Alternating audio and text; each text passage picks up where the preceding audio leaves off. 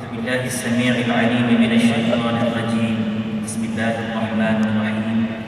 الحمد لله رب العالمين وبه نستعين، والصلاة والسلام على أشرف الأنبياء والمرسلين سيدنا ومولانا أبي القاسم محمد صلى الله عليه وعلى آله وصحبه وسلم.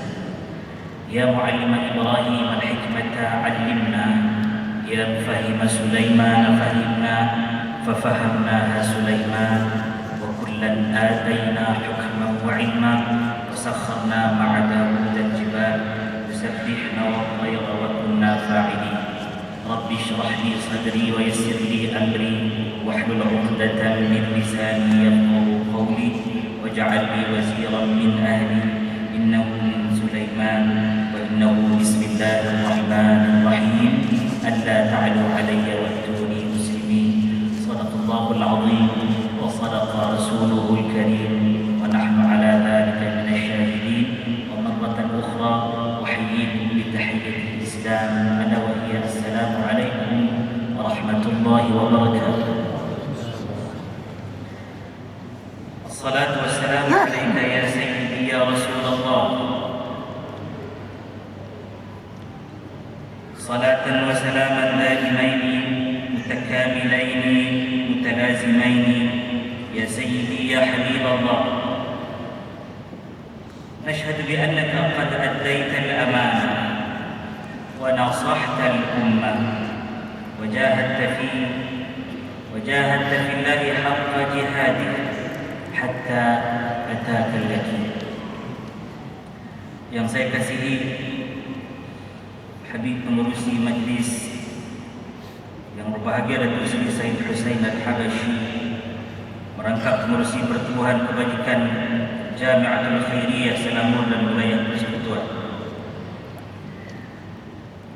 Habib Said Hasan Ja'far Shahab, pengurusi jawatan kuasa sambutan Maulid Rasul sallallahu alaihi wasallam, merangkap pengurusi Institut Silsilah Sadah, para pengurusi persatuan-persatuan pertubuhan amal, para ahli profesional, para pencinta ilmu sekalian, para pencinta Nabi sallallahu alaihi wasallam yang difardukan kecintaannya oleh Allah Subhanahu wa taala.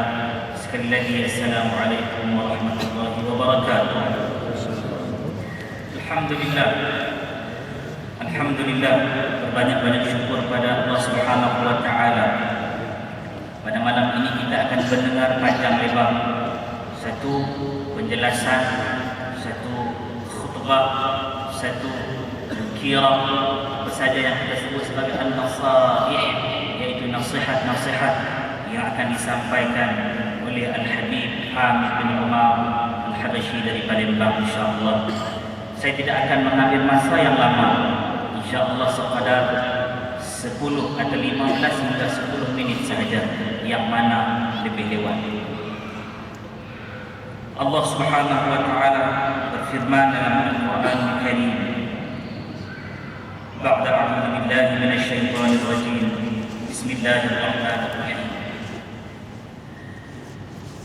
Wa ma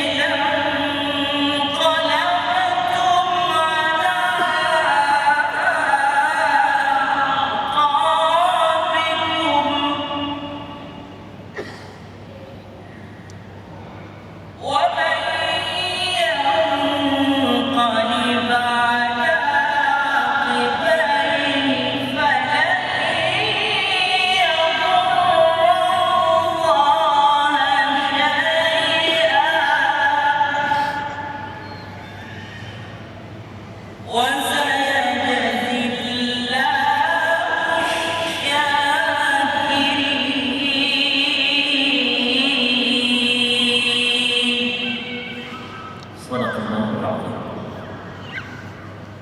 Hadirin rahimakumullah, beberapa kali kita mendengar malam ini nama Nabi disebut, tapi mata saya yang nakal ini suka memandang mulut-mulut anda yang Allah ciptakan. Telinga yang Allah beri ini suka mendengar kalam yang terbit dari mulut antum sekalian. Tapi sedih di hati saya, karena dalam majlis maulid ini ada mereka yang tidak tahu menyampaikan salawat kepada Nabi. Apabila mendengar nama Al-Habibul Mustafa disebut, maka saya ingin menyebutnya berkali-kali. Mohon di hati saya antum akan berselawat dengan suara yang kuat seperti mana yang pernah dilakukan oleh Ashabul Rasul, Ahlul Baitnya, dan mereka yang sangat mencintai dan menambahkan syafaatnya baginda Muhammad sallallahu alaihi wasallam. Cukup tidak kuat? Nama Nabi kita Muhammad sallallahu alaihi wasallam. Nama Nabi kita Muhammad sallallahu alaihi wasallam. Hadirin rahimakumullah, sesungguhnya mutakhir ini dunia melihat betapa banyak fitnah yang menimpa umat, tidak lain dan tidak bukan kecuali kita melihat intisari ayat yang dibacakan tadi. Itulah kalam Allah yang dipetik daripada Al-Quran Al-Karim, surah Ali Imran ayat yang ke-144. Kalau siapa yang ada handphone boleh buka surat 68 Mushaf Uthman Syarif. Allah Subhanahu wa taala bertanyakan kepada kita.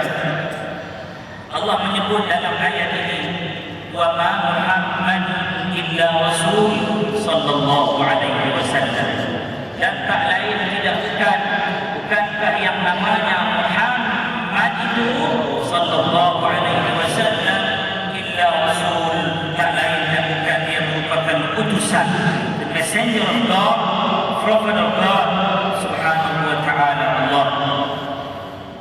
Allah tanya kepada kita lagi, dan Allah beritahu satu pernyataan, qad khalat min qablihi ar-rusul, telah datang sebelum Nabi yang mulia ini yang namanya Muhammad sallallahu alaihi wasallam, sebelumnya rasul-rasul yang telah berlalu zamannya, min qablihi, sebelum daripadanya.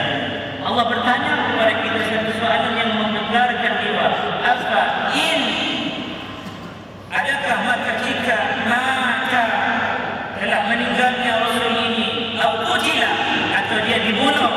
Allah tanya dua soalan ini kerana para anbiya wal mursalin, mereka ini imam mereka dibunuh ataupun mereka itu mati, mesti melalui jalan tersebut. Bunuh bagaimana? Kita tengok bagaimana Nabi Yahya alaihi salam disembelih oleh Herodes. Kita lihat bagaimana Nabi Zakaria alaihi salam walau disembunyikan jasadnya kerana mukjizat yang Allah kurniakan kepadanya masuk dalam pokok. Orang-orang Yahudi ini tahu bahawa ini Nabi punya mukjizat. Mereka menekap pokok tersebut dan menggergaji di tengahnya.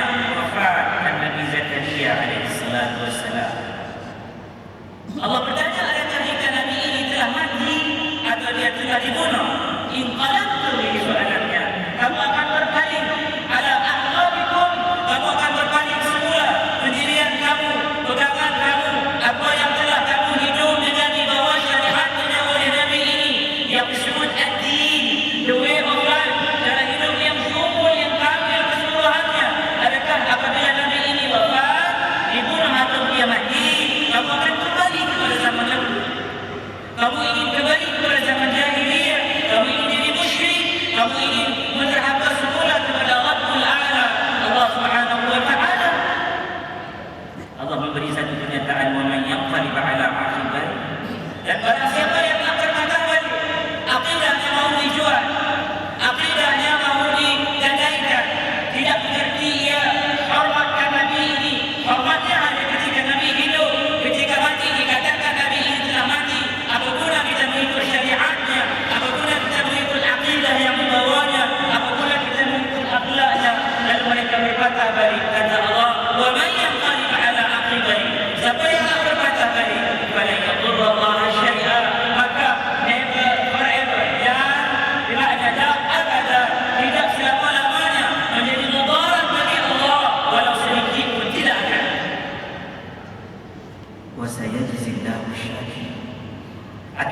Allah akan memberi balas ganjaran yang baik bagi mereka yang bersyukur.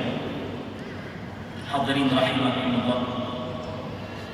Al-Habib Datuk Seri Said Husain Al-Habashi tadi ada menyebut apabila Sayyidatina Aisyah ummul mukminin radhiyallahu taala anha apabila ditanya kepadanya, Nabi telah wafat, Nabi telah tiada, lalu ditanya padanya bagaimana akhlaknya Rasul, dia tidak punya kata-kata untuk menggambarkan akhlaknya Rasul. Telah dipikir sedalam-dalamnya, maka terkeluarlah satu baris ayat, kana khuluquhul Quran. Telah adalah akhlak Rasul itu segalanya terhimpun dalam Al-Quran.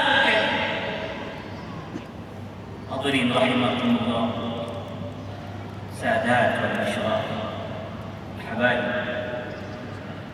Ini kita hari ini, saya dalam minit-minit terakhir ini memohon antum untuk balik ke rumah, buka muka surat 68 ini, tengok makna ayat ini.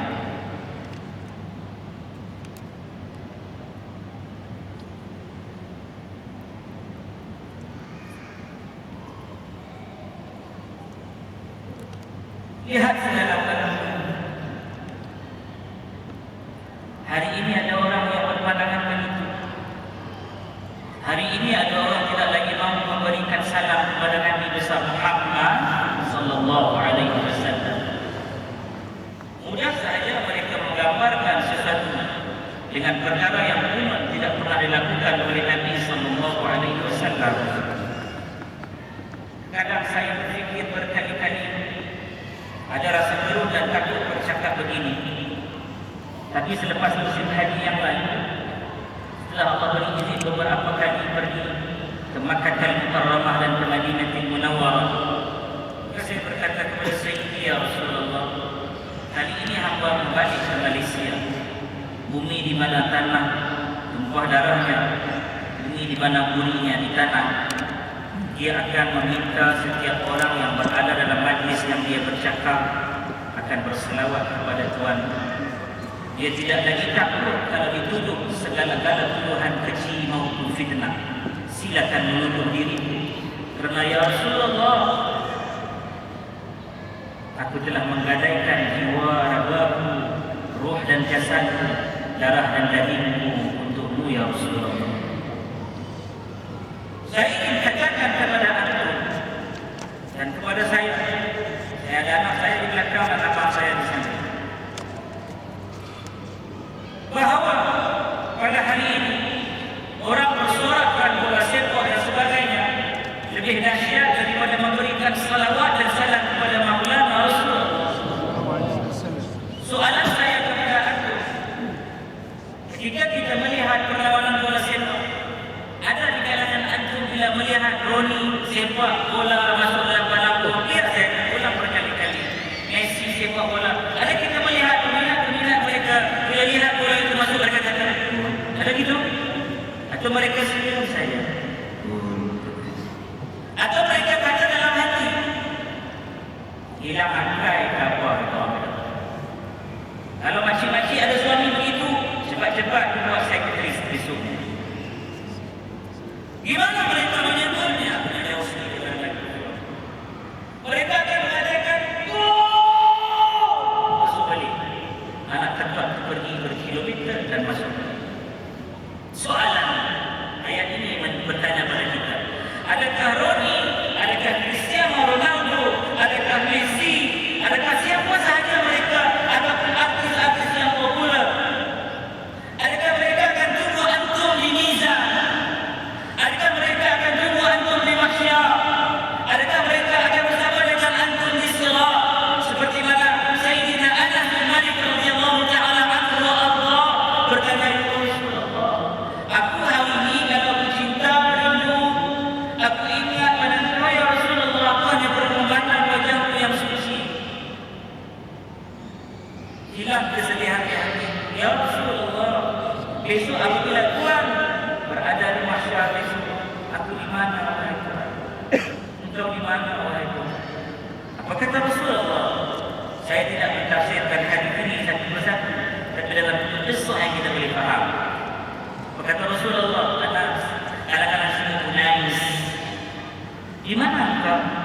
di mahsyar, aku tunggu kau di sana.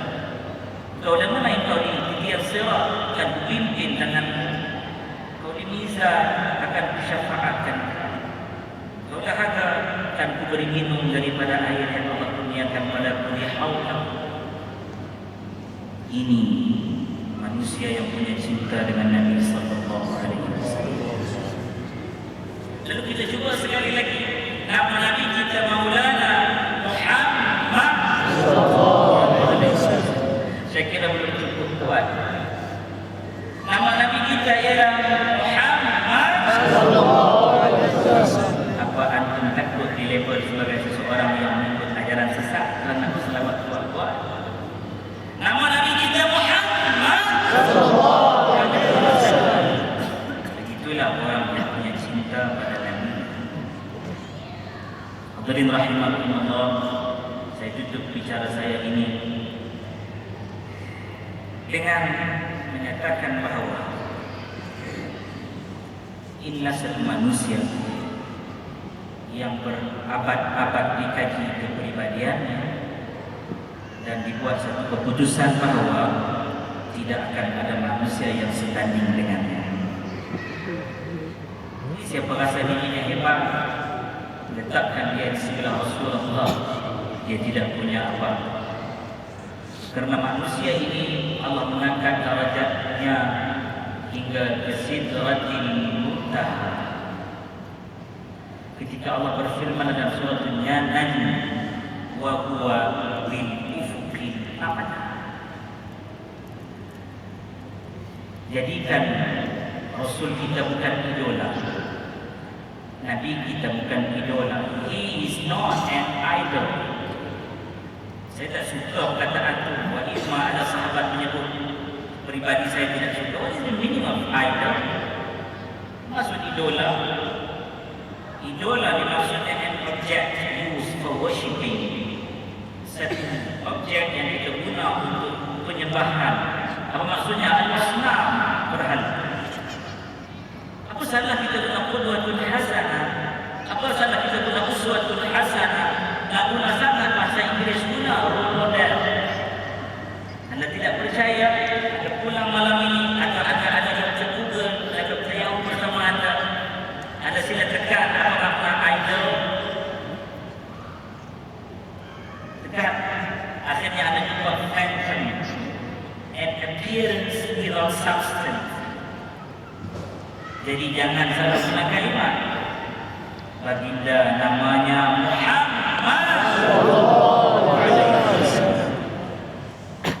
Hadirin rahimakumullah, seperti saya janjikan, masa saya 15 minit dan saya tidak akan mengambil lebih banyak daripada itu. Insyaallah ajarlah anak kamu 3 perkara.